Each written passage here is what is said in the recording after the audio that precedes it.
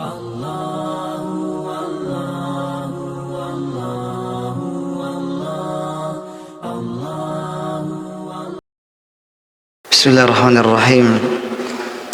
Assalamualaikum warahmatullahi wabarakatuh. Alhamdulillahi rabbil alamin. Wassalatu wassalamu ala asyrafil anbiya'i wal mursalin wa ala alihi wa ashabihi wa man tabi'ahum bi ihsanin ila yaumiddin. Amma ba'd. Hadirin jamaah salat maghrib yang dirahmati oleh Allah Subhanahu wa taala. Alhamdulillah, segala puji bagi Allah Subhanahu wa taala atas nikmat yang Allah karuniakan kepada kita semua. Salam dan salawat kepada Nabi kita Muhammad sallallahu alaihi wasallam. Jamaah salat maghrib yang dirahmati oleh Allah Subhanahu wa taala, kita akan melanjutkan pembahasan kita dari kitab yang berjudul Qisasul Anbiya'i Al-Qasasul Haqq. Kisah-kisah para nabi, kisah-kisah yang benar yang diambil dari Quran dan Sunnah Nabi sallallahu alaihi wasallam. Jamaah yang dirahmati oleh Allah Subhanahu wa taala, kita sudah berada pada pembahasan kisah Nabi Musa alaihi salam. Salah satu kisah yang paling banyak disebutkan di dalam Al-Quran, di berbagai surah di dalam Al-Quran.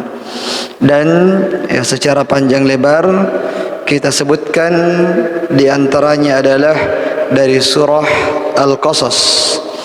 Dan insyaallah kita akan melanjutkan pembahasan kita dan kita ulangi sedikit dari surah Al-Qasas ayat 12.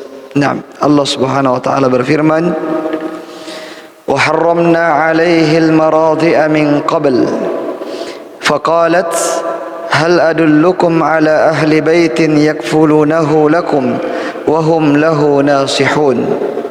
Nah, ini adalah keindahan takdir Allah Subhanahu wa taala kepada ibunya Nabi Musa alaihissalam, di mana ketika dia sangat khawatir jangan sampai anaknya yang masih bayi itu menjadi korban pembunuhan oleh Fir'aun dan bala tentaranya, maka dia pun menghanyutkannya ke sungai. Tapi ternyata yang mendapatkannya adalah keluarga kerajaan, keluarga Fir'aun, sehingga dia pun dibawa ke istananya Fir'aun. Nah, dan hampir dibunuh. Tapi istrinya Fir'aun, yaitu Asia, minta kepada suaminya agar tidak dibunuh. Karena bisa jadi anak ini nanti ke depannya akan mendatangkan manfaat bagi kita, atau kita adopsi dia menjadi anak angkat. Nah, akhirnya tidak dibunuh oleh Fir'aun. Dan ketiadaan anaknya tentu saja menjadikan ibunya Nabi Musa sangat bersedih. Namun kita lihat bagaimana Allah mengembalikan anak tersebut kepada ibunya. Pada saat dicarikan ibu-ibu susuan untuk menyusui Nabi Musa alaihissalam, ternyata Nabi Musa tidak mau menyusu kepada satu pun di antara mereka itu. Sehingga saudaranya Nabi Musa menganggap atau memandang ini adalah peluang. Ini adalah peluang untuk mempertemukan kembali Musa dengan ibunya. Dia pun mengatakan bahwa saya akan menunjukkan kepada kalian, merekomendasikan kepada kalian keluarga yang bisa menyusui anak tersebut, dan keluarga itu adalah keluarga yang baik dan sangat sayang kepada anak-anak. Akhirnya kembalilah Nabi Musa alaihissalam yang masih bayi itu kepada ibunya, yang membuat ibunya menjadi tentram kembali, tenang kembali, karena anaknya yang sudah berpisah darinya, yang sudah dihanyutkan di sungai, kembali lagi di pangkuannya. Nah, luar biasa bagaimana keindahan Allah Subhanahu wa taala, keindahan takdir yang Allah berikan kepada ibu Nabi Musa alaihissalam. Nah, kemudian faradatnahu ila ummihi kay taqarra ainuha wa la tahzan wa li ta'lama anna wa'dallahi haqqun walakinna aktsarahum la ya'lamun. Agar ibunya Nabi Musa mengetahui bahawa janji Allah itu benar adanya. Allah yang telah memberikan ilham kepadanya untuk menghanyutkan anaknya di sungai. Nah, dan dia melakukannya.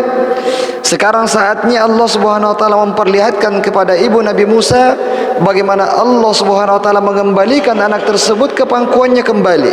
Nah, kemudian agar dia mengetahui bahawa Allah, janjinya Allah itu merupakan sesuatu yang benar. Dan ini adalah keyakinan seorang setiap muslim harus yakin dan percaya terhadap semua takdir atau janji yang Allah janjikan kepada hamba-hambanya. Allah mengatakan wal aqibatu lil muttaqin, dan kesudahan yang baik itu akan kembali kepada orang-orang yang bertakwa kepada Allah Subhanahu wa taala. Meskipun mungkin perjalanannya itu banyak dipenuhi dengan onak dan duri, tapi yakinlah bahwasanya endingnya yaitu akan senantiasa kebaikan. Ending daripada perjalanan orang-orang beriman bertakwa itu pasti akan berujung pada kebaikan. Nah, dan ini adalah janji Allah Subhanahu wa taala. Dibutuhkan kesabaran, dibutuhkan keyakinan untuk mempercayai semua janji-janji Allah Subhanahu wa taala kepada hamba-hambanya. Kemudian di ayat berikutnya Allah berfirman, walamma balagha ashuddahu wastawa atainahu hukman wa ilma wa kadzalika najzil muhsinin. Baik. Jadi pada saat sudah dewasa, nah, dan sudah tiba waktunya, Allah Subhanahu wa taala memberikan hikmah dan ilmu kepada Nabi Musa alaihissalam, dan begitulah Allah memberikan balasan kepada orang-orang yang baik. Nah, jadi di fatrah ini Nabi Musa alaihissalam belum diangkat menjadi nabi. Nah, kapan diangkat menjadi nabi? Nanti setelah meninggalkan Mesir, nanti setelah sampai di negeri Madian, nanti setelah menikah dengan salah satu putri dari Syuaib, seorang soleh yang ada di Madian itu, baru kemudian diangkat menjadi nabi oleh Allah Subhanahu wa taala. Jadi dia besar di istananya Firaun, mulai dari bayi sampai dia dewasa itu berada di istananya Firaun. Dan Nabi Musa alaihissalam dalam kehidupannya itu 4 kali mau dibunuh oleh Firaun. Yang pertama adalah pada saat ditemukan di sungai, Firaun mengatakan, ya kita bunuh anak ini, tapi tidak jadi karena permintaan dari istrinya. Nah, kemudian yang kedua, dan ini sumbernya dari Israiliyat, yang kedua adalah pada saat Nabi Musa alaihissalam masih balita, nah, masih tidak mengetahui, tidak membedakan mana yang baik dan mana yang buruk.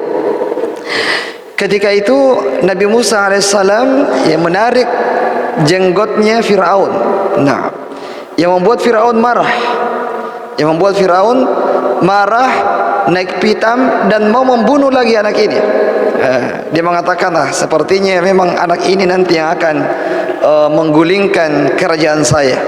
Sepertinya anak ini memang akan mendatangkan bencana nanti untuk istana saya. Dibunuh saja, mumpung masih kecil. Tapi dihalangi lagi oleh istrinya dan mengatakan, bagaimana kamu menyimpulkan itu hanya gara-gara menarik jenggotmu, sementara anak ini masih sangat kecil, dia tidak tahu mau berbuat jahat kepada siapa. Jadi apa yang dilakukan itu bukanlah perbuatan jahat. Sehingga dia mengatakan, kalau mau lebih percaya, coba suguhkan kepadanya satu arang yang panas, nah, dan yang satunya lagi pokoknya sesuatu yang baiklah. Nah, dan ternyata Nabi Musa alaihissalam yang waktu itu masih balita, bayi, ternyata mengambil arang tersebut dan memasukkannya ke mulutnya, yang membuat menciderai lisannya Nabi Musa alaihissalam.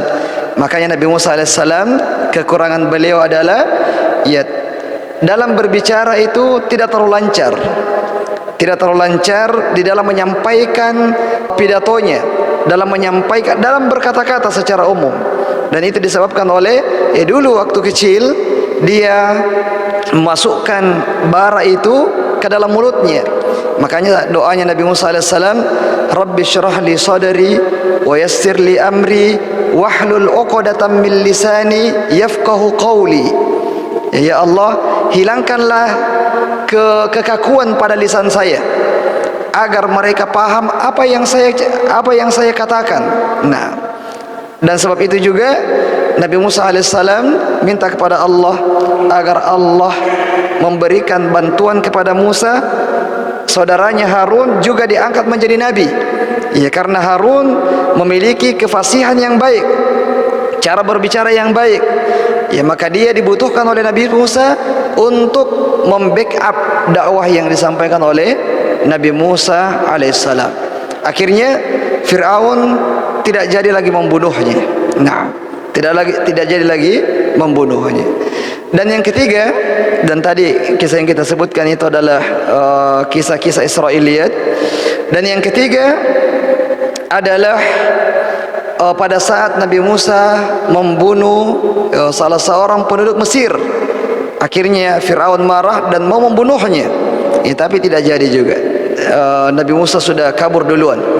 Dan yang keempat adalah pada saat Fir'aun kalah berdebat, kalah dalam adu tukang sihirnya mereka, diadu dengan mukjizatnya Nabi Musa alaihissalam, sehingga Fir'aun bertekad untuk membunuh Musa dan semua Bani Israel.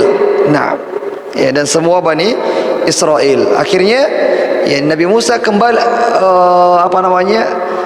meninggalkan Mesir dan tidak terjangkau oleh Fir'aun. Jadi 4 kali mau dibunuh dan semuanya tidak jadi. Bahkan dialah yang terbunuh. Nah, jamaah yang dirahmati oleh Allah Subhanahu wa taala, jadi pada saat Nabi Musa alaihissalam sudah dewasa, kemudian Nabi Musa alaihissalam berjalan-jalan keluar, karena selama ini dia kebanyakan di istana. Kebanyakan di istana dan jarang keluar. Dan suatu ketika dia keluar, ternyata menemukan 2 orang yang lagi bertengkar. Di ayat setelahnya disebutkan, Allah berfirman, wa dakhala al-madinata ala hini ghaflatin min ahliha fawajada fiha rajulaini yaqtatilani hadha min syi'atihi wa hadha min aduwwihi فاستغاثه الذي من شيعته على الذي من عدوه فوكزه موسى فقضى عليه قال هذا من عمل الشيطان إنه عدو مضل مبين. Nah, طيب. Jadi pada saat Nabi Musa alaihissalam keluar berjalan-jalan di kota Memphis di Mesir, dan pada waktu itu orang lagi lalai, orang lagi banyak di rumahnya. Tidak berjalan-jalan di kota. Namun ternyata di keheningan tersebut Nabi Musa alaihissalam mendapati 2 orang yang sedang bertengkar. Yang satunya adalah dari Bani Israel dan yang satunya adalah penduduk Mesir, Kipti, penduduk Mesir dari penduduknya Fir'aun. Kemudian ketika melihat Nabi Musa yang sedang lewat di situ, orang yang berasal dari Bani Israel minta tolong kepada Nabi Musa alaihissalam, tolong saya wahai Musa terhadap musuh saya ini. Kemudian Nabi Musa alaihissalam melerai mereka, berusaha untuk melerai mereka. Tapi ketika dilerai ternyata ada perlawanan dari orang Mesir. Akhirnya tanpa sengaja untuk membunuh, tidak sengaja mau membunuh, Nabi Musa alaihissalam memukulnya. Dan dengan sekali pukulan tersebut ternyata orang itu meninggal dunia. Jadi berarti Nabi Musa itu kuat sekali. Karena cuma dengan sekali pukulan orang Mesir itu meninggal dunia. Padahal dia tidak berniat untuk membunuh. ya kalau orang berniat membunuh pasti ditinju sekeras-kerasnya. Nah, ini hanya ingin melerai, tapi karena ada perlawanan, dia pun melawan. Ternyata ya sekali pukul itu orang yang dia pukul meninggal dunia. Akhirnya orang dari Bani Israel ini ketakutan. Nah, karena mereka paham bahwasanya konun perundang-undangan mereka adalah orang yang membunuh dibunuh. Ya sama dengan syariat kita. Qisas. Orang yang membunuh dibunuh. Dia sangat ketakutan, maka dia pun langsung lari. Melihat orang tersebut lari, Nabi Musa alaihissalam juga lari. Ya, tidak ada orang di situ. Nah, kemudian ya berselang lama orang-orang pun berkumpul, ya melihat ada orang yang meninggal dan tidak diketahui siapa pelakunya. Orang-orang tidak tahu, ya Nabi Musa yang membunuhnya. Tidak ada saksinya, cuma satu saja, yaitu dari Bani Israel itu. Nah, orang yang ditolong oleh Nabi Musa alaihissalam. Nah, dan dia sudah lari juga. Nah, kemudian akhirnya ya orang-orang bertanya-tanya, memeriksa, ingin mengetahui siapa yang telah melakukan pembunuhan ini. Dan Nabi Musa alaihissalam ketakutan dan tidak melaporkan bahwasanya sayalah yang telah membunuhnya. Namun ternyata ya dan setelah itu Nabi Musa alaihissalam mengatakan, qala hadza min amali syaitan, sesungguhnya ini adalah perbuatan syaitan. Dia sangat menyesal, tentu saja dia sangat menyesali perbuatannya. Kenapa dia memukulnya sehingga orang yang dipukul tersebut meninggal dunia? Nah, dan dia mengatakan bahwasanya ini adalah perbuatan syaitan. Nah, karena syaitan itu ya selalu ada di balik perbuatan dosa seorang muslim. Ada perbuatan dosa yang kita lakukan itu tidak murni karena kita, tapi juga karena waswas, bisikan-bisikan dari syaitan. Maka Nabi Musa alaihissalam mengatakan bahwasanya ini adalah amalus syaitan. Ini adalah perbuatan syaitan, perbuatan yang tidak diridhoi oleh Allah Subhanahu wa taala. Innahu aduwwum mudhillum mubin. Sesungguhnya syaitan itu adalah musuh yang nyata lagi menyesatkan. Nah, jadi syaitan iblis sudah mengumumkan bahwasanya saya akan menjadi musuh bagi manusia sampai akhir zaman. Saya akan menyesatkan mereka supaya banyak yang akan masuk ke dalam neraka Allah Subhanahu wa taala. Ini sudah janjinya iblis. Nah, dan itu tidak akan pernah berhenti untuk menggoda, menggelincirkan manusia dari jalan Allah Subhanahu wa taala. Nah, kemudian di ayat selanjutnya Allah berfirman, qala rabbi inni zalamtu nafsi faghfirli faghfara lahu innahu huwal ghafurur rahim. Tayyib. Jadi Nabi Musa alaihissalam setelah berbuat dosa langsung beristighfar kepada Allah dan mengatakan bahwasanya inni zalamtu nafsi, saya telah menzolimi diri saya sendiri. Dan dosa yang kita lakukan itu merupakan bentuk kezoliman terhadap diri kita sendiri. Kita melakukan perbuatan dosa itu adalah kezoliman terhadap diri kita sendiri. Ya, kalau kita melakukan perbuatan zalim kepada orang lain berarti zalim kepada orang tersebut. Ya, tapi kalau kita berbuat dosa, hubungannya antara kita dengan Allah Subhanahu wa taala, itu kita dikatakan sebagai orang yang berbuat zalim terhadap diri sendiri. Ya, makanya syirik juga dikatakan zalim. Bahkan dia adalah kezaliman yang paling besar. Inna syirka la zulmun azim. Kesyirikan itu adalah kezaliman yang paling besar. Nah, kemudian Allah mengatakan faghfara lahu. Ya, faghfirli faghfara lahu. Allah Subhanahu wa taala mengampuni dosanya. Nah, tidak ada jedanya. Dia berdoa kepada Allah, ya Allah ampunilah dosaku karena saya telah menzalimi diri saya sendiri. Kemudian Allah membalasnya dengan faghfara lahu innahu huwal ghafurur rahim, dan Allah pun mengampuninya. Sesungguhnya Allah Maha Pengampun lagi Maha Penyayang.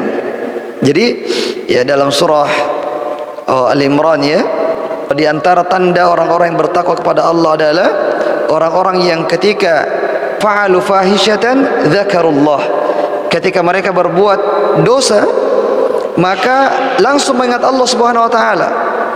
Langsung ingat kepada Allah, kemudian langsung beristighfar kepada Allah Subhanahu wa taala. Jadi bukan berarti orang bertakwa sudah tidak terjatuh dalam perbuatan dosa, tidak. Mereka terjatuh juga, namun ketika terjatuh maka langsung ingat kepada Allah, istighfar, dan meyakini bahwa Allah Maha Pengampun lagi Maha Penyayang. Jadi dosa membunuhnya Nabi Musa itu sudah diampuni oleh Allah Subhanahu wa taala di dunia.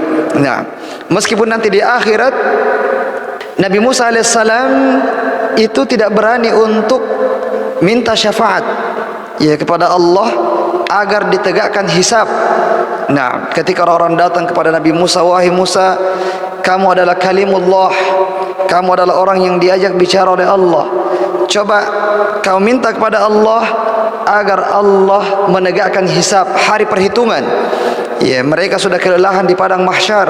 Nah, tapi Nabi Musa mengatakan tidak. Hari ini Allah murka, Allah marah ya, dengan kemurkaan yang sangat besar. Sementara dulu saya pernah berbuat dosa.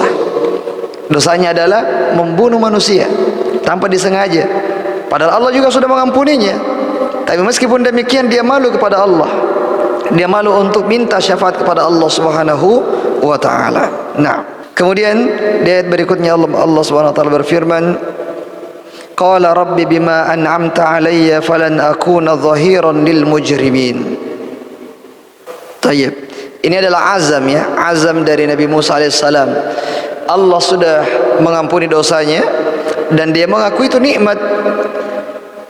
Rabbi bima an'amta alayya, karena kamu telah memberikan nikmat kepadaku. Nah, yaitu nikmat pengampunan setelah dia berbuat dosa kepada Allah Subhanahu wa taala. Maka azamnya adalah falan akuna dhahiran lil mujrimin. Saya tidak akan menjadi penolong bagi orang-orang yang mujrim, bagi para penjahat, bagi para pendosa. Nah, ini adalah azam, dan itulah taubat nasuha. Taubat nasuha itu syaratnya adalah yang pertama, ia harus menyesali perbuatan itu. Nabi Musa alaihissalam sudah menyesalinya. Nah, yang kedua adalah harus meninggalkannya. Dia sesali dan dia tinggalkan itu perbuatan dosa. Dan yang ketiga adalah berazam untuk tidak terjatuh lagi di dalam perbuatan itu. Ini adalah 3 syarat seseorang itu disebut sebagai orang yang bertobat dengan tobat nasuha. Dia menyesal, dia meninggalkannya, dan ada azam, ada tekad yang kuat untuk tidak terjatuh lagi di dalam perbuatan dosa tersebut. Nah, kemudian Allah berfirman, fa asbaha fil madinati khaifan yataraqqab fa idza alladhi istansarahu bil amsi yastasrikhu qala lahu Musa innaka laghawiyyun mubin. Jadi Nabi Musa alaihissalam ini sudah ketakutan. Nah, dan menunggu-nunggu kabar kira-kira apa yang akan terjadi kepadanya. Kalau ternyata itu ketahuan bahwasanya yang membunuh adalah Nabi Musa. Nah, jadi sampai sekarang orang-orang belum mengetahui siapa yang telah membunuh penduduk Mesir itu.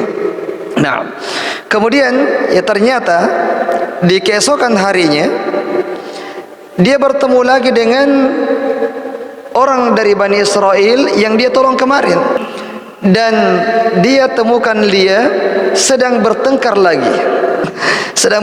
lagi dengan penduduk Mesir. Nah, kemudian dia minta tolong lagi kepada Nabi Musa. Nabi Musa mengatakan kepadanya, innaka lagawiyyun mubin. Kamu betul-betul penjahat ya. Kamu betul-betul kurang ajar. Kamu betul-betul tidak ada akhlak. Ya. Kamu betul-betul sudah melampaui batas. Sudah ditolong kemarin, berbuat kekacauan lagi pada hari ini. Nah, ya namanya kalau sudah karakternya orang akan terjatuh lagi kalau tidak ada penyesalan. Ya, kalau tidak ada penyesalan. Beda dengan Nabi Musa alaihissalam. Kalau tadi Bani Israel ini tidak ada penyesalan, dia takut tapi tidak ada penyesalan. Apalagi kemarin dia terlibat, ya meskipun dia bukan dia yang membunuh, tapi dia terlibat dalam kasus pembunuhan tersebut. Karena tidak ada orang yang tahu, akhirnya dia kembali berulah lagi. Nah, kemudian Allah berfirman, falamma an arada an yabtisha billadhi huwa aduwwun lahuma qala ya Musa aturidu an taqtulani kama qatalta nafsan bil ams in turidu illa an takuna jabbaran fil ardi wa ma turidu an takuna minal muslihin. Jadi ya, ketika melihat perbuatan dari Bani Israel ini yang melampaui batas, Nabi Musa alaihissalam ingin memberikan pelajaran kepadanya. Tentu saja tidak mau membunuhnya, tapi ingin memberikan pelajaran kepada orang dari Bani Israel tersebut. Tapi orang dari Bani Israel ini, karena dia sudah menyaksikan dengan mata kepalanya sendiri bagaimana kekuatan pukulan Nabi Musa alaihissalam, maka dia langsung ketakutan. Pada saat Nabi Musa sudah mulai maju, dia langsung takut. Ya, dan karena ketakutannya itu, tanpa sadar dia telah membongkar rahasia yang kemarin. Dia mengatakan, "Qala ya Musa, wahai Musa, apakah kamu ingin membunuhku sebagaimana kamu telah membunuh seorang kemarin?" Di sini terbongkar sudah. Ya, terbongkar sudah, apalagi didengarkan oleh orang Mesir ini. Oh ternyata Musa yang membunuh kemarin. In turidu illa an takuna jabbaran fil ardi. Sungguh kamu wahai Musa mau menjadi jabbar, orang yang sombong, orang yang melampaui batas di bumi, dan tidak mau menjadi orang-orang yang berbuat kebaikan. Ini perkataannya orang Bani Israel ini yang karena takut,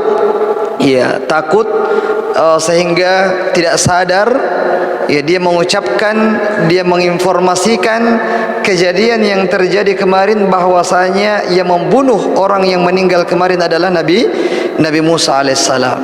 Akhirnya orang Mesir ini dia pun pergi melapor.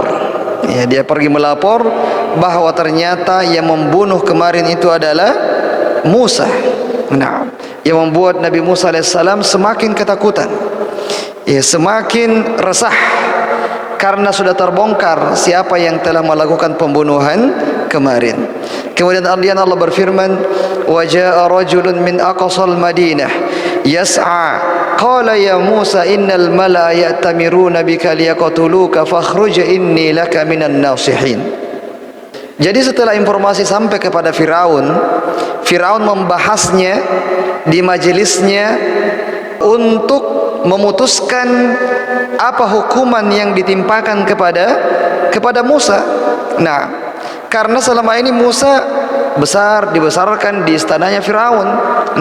Sekarang dia telah berbuat kejahatan, pembunuhan terhadap orang Mesir. Kalau sekiranya pembunuhan kepada Bani Israel, maka itu sesuatu yang remeh. Tapi ini adalah pembunuhan terhadap orang Mesir. Sementara yang membunuhnya ini orang yang dipungut dulu. Orang yang dipungut dulu, sehingga mereka bersepakat untuk membunuh Musa. Akhirnya ada yang mengetahui kabar itu duluan, dia langsung bersegera menemui Nabi Musa alaihissalam, menginformasikan kesepakatan yang telah dibuat oleh Fir'aun, bahwasanya mereka akan membunuh Nabi Musa alaihissalam. Maka dari jauh dia datang, disampaikan kepada Musa, "Wahai Musa, sesungguhnya Fir'aun dan kaumnya itu telah bersepakat untuk membunuhmu. Maka keluarlah kamu dari Mesir ini, tinggalkan Mesir, kabur dari Mesir, dan ketahuilah bahwasanya saya termasuk orang-orang yang memberikan nasihat yang baik kepadamu." Orang ini orang yang mencintai Nabi Musa alaihissalam, orang yang menginginkan keselamatan untuk Nabi Musa alaihissalam. Maka dia berusaha untuk menginformasikan, padahal ini adalah informasi yang sangat berbahaya. Kapan Fir'aun tahu bahwasanya ada orang yang memberikan informasi kepada Nabi Musa bahwa dia akan dibunuh, maka dia juga berisiko akan dibunuh oleh Fir'aun. Tapi dia tidak peduli itu. Karena kecintaan yang besar kepada Nabi Musa, kepedulian yang besar kepada Nabi Musa alaihissalam, maka dia pun akhirnya mengambil langkah tersebut yang sangat berbahaya itu untuk menyelamatkan nyawanya Nabi Musa alaihissalam. Kemudian setelah itu Allah berfirman, fa kharaja minha khaifan yataraqqab qala rabbi najjini minal qaumidh dhalimin. Tayyib. Jadi Nabi Musa alaihissalam keluar dari Mesir, meninggalkan Mesir dalam keadaan takut dan senantiasa menoleh, menoleh ke belakang, jangan sampai ada yang melihatnya, jangan sampai ada yang menyusulnya, dan sambil berdoa kepada Allah, qala rabbi najjini minal qaumidh dhalimin, ya Allah selamatkanlah saya dari orang-orang yang zalim. Nah, jadi jemaah yang dirahmati oleh Allah Subhanahu wa taala, jangan pernah untuk lupa berdoa kepada Allah, apalagi dalam kondisi-kondisi yang terdesak, yang sempit. Nah, Nabi Musa alaihissalam, meskipun dia sudah keluar duluan sebelum diketahui oleh Fir'aun bahwasanya Musa sudah mengetahui mau dibunuh, dia tetap berdoa kepada Allah agar Allah memberikan keselamatan kepadanya, agar Allah Subhanahu wa taala membuatnya bisa keluar dari cengkraman Fir'aun dan bala tentaranya. Nah, kemudian di ayat berikutnya Allah berfirman, walamma tawajjaha tilqa'a madyana qala asa rabbi ayyahdiyani sawa'as sabil. Tayyib. Ini Nabi Musa alaihissalam, dia tidak terlalu tahu arah ke Madian. Nah, jarang keluar dari istana, tapi dia tahu di Madian itu negeri yang baik. Maka dia pun ingin menuju ke Madian, meskipun tentu saja dari Mesir jauh. Mesir, kalau Madian kampungnya dulu Nabi Syuaib alaihissalam, itu di sebelah utara barat Saudi Arabia, utara barat Saudi Arabia. Jadi jauh dari Mesir. Nah, sehingga dia pun berdoa kepada Allah Subhanahu wa taala, asa rabbi ayyahdiyani sawa'as sabil, semoga Tuhanku memberikan petunjuk kepadaku untuk sampai ke Madian. Nabi Musa ini berangkat sendiri, tidak ada penunjuk jalannya. Nah, dia menuju ke tempat yang belum pernah dia tuju sebelumnya. Nah, yang sangat rawan untuk tersesat di jalan. Tapi berdoa kepada Allah Subhanahu wa taala, semoga Tuhanku, semoga Allah memberikan petunjuk kepadaku sampai di negeri Madian. Nah, dan kalau para salaf as-saleh, mereka sangat banyak doanya kepada Allah. Bahkan di antara mereka, garam saja minta kepada Allah Subhanahu wa taala. Sendalnya putus, minta kepada Allah agar segera diperbaiki. Tapi ada usaha tentu saja, bukan dilihat-lihat saja. Nah, ada usaha, tapi berdoa juga kepada Allah Subhanahu wa taala. Saking banyaknya mereka berdoa kepada Allah Subhanahu wa taala. Nah, jadi Nabi Musa alaihissalam berdoa kepada Allah agar Allah memberikan petunjuk kepadanya sampai ke negeri Madian. Nah, di ayat berikutnya Allah berfirman, walamma warada ma'a madyana wajada alaihi ummatan minan nasi yasquna wajada min dunihimul imra'ataini tadhudan qala ma khatabukuma qalata la nasqi hatta yusdira ar-ri'a wa abuna syekhun kabir. Baik. Akhirnya Nabi Musa pun sampai ke negeri Madian, dan sampai di sumber airnya Madian, karena orang kelelahan, kehausan, mau minum. Ketika sampai di situ, ada pemandangan yang dia lihat, para lelaki yang menggembalakan kambingnya sedang memberikan minum kepada kambing-kambingnya. Sementara di belakang mereka ada dua wanita yang juga membawa kambingnya dan selalu menahan-nahan kambingnya, karena kambingnya ini sudah kehausan, mau juga ikut bergabung di situ, tapi ditahan-tahan oleh kedua wanita ini. Nabi Musa heran dengan itu, sehingga dia pun mendatangi kedua wanita ini dan mengatakan, kenapa kalian menahan kambing-kambing kalian tidak minum?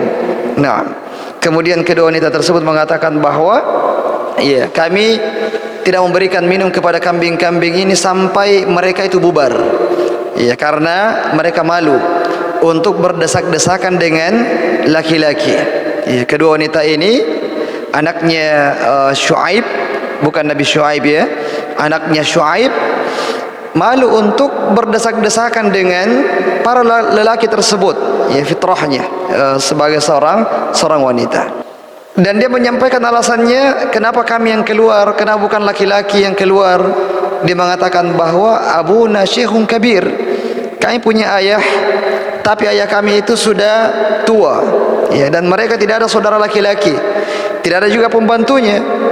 Jadi mereka lah yang harus keluar, ya, tapi karena yang banyak di sumber air itu adalah laki-laki, makanya kami biarkan dulu mereka yang mengambil jatah airnya, barulah kami untuk mengambil jatah air. Kemudian Allah berfirman, fasaqalahuma thumma tawalla ila dhilli faqala rabbi inni lima anzalta ilayya min khairin faqir. Tayyib.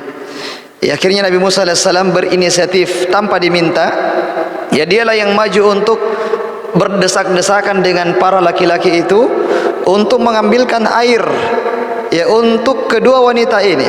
Nah, dan setelah Nabi Musa AS memberikan air kepadanya, dia pun pergi, ya, bernaung lagi di bawah pohon tanpa meminta imbalan atau bahkan ucapan terima kasih dari kedua wanita itu.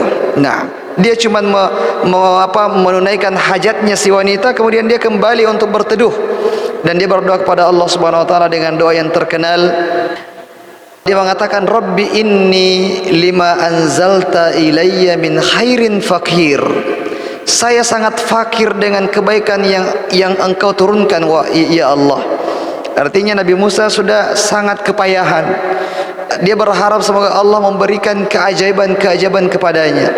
Allah memberikan kemurahan kasih sayangnya kepada Nabi Musa alaihissalam yang seorang diri. Ya, dia lari dari Mesir, tidak ada orang yang dia tuju di Madian. Dia seorang yang asing di situ. Ya, tidak ada rumah untuk menginap. Tidak ada pekerjaan, ya, yang menghasilkan uang untuk dia makan dan dia minum. Tidak ada. Kondisi yang sangat payah. Kondisi terasing. Bagaimana kalau orang terasing dan tidak ada harta yang dibawa? Ya, kalau ada harta, gampang saja. Ya, bisa sewa rumah. Kalau sekarang sewa rumah dan sebagainya, beli makanan. Nabi Musa AS tidak. Seorang diri tanpa harta, tidak ada kenalan, tidak ada kerabat apalagi. Ya, maka satu-satunya tempat berlindungnya, menyandarkan segala urusannya adalah kepada Allah Subhanahu wa taala.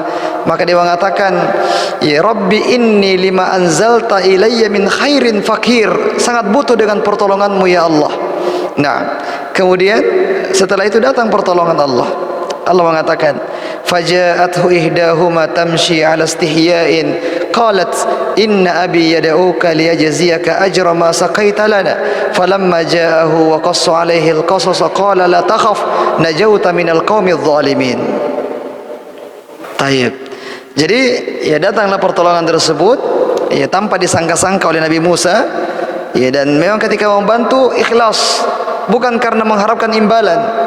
Tapi ternyata setelah berdoa itu, datanglah salah seorang dari gadis itu dalam keadaan malu, tamshi ala istihyain, berjalan menuju ke Musa dalam keadaan malu.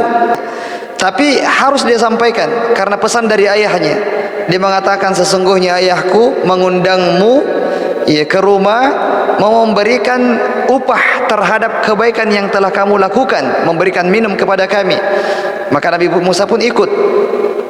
Nabi Musa ikut dengan wanita tersebut, ya, dengan tetap tentu saja menjaga jaraknya, ya, karena mereka adalah seorang pemuda dan pemudi, ya, dan mereka adalah orang yang sangat malu satu dengan yang lainnya.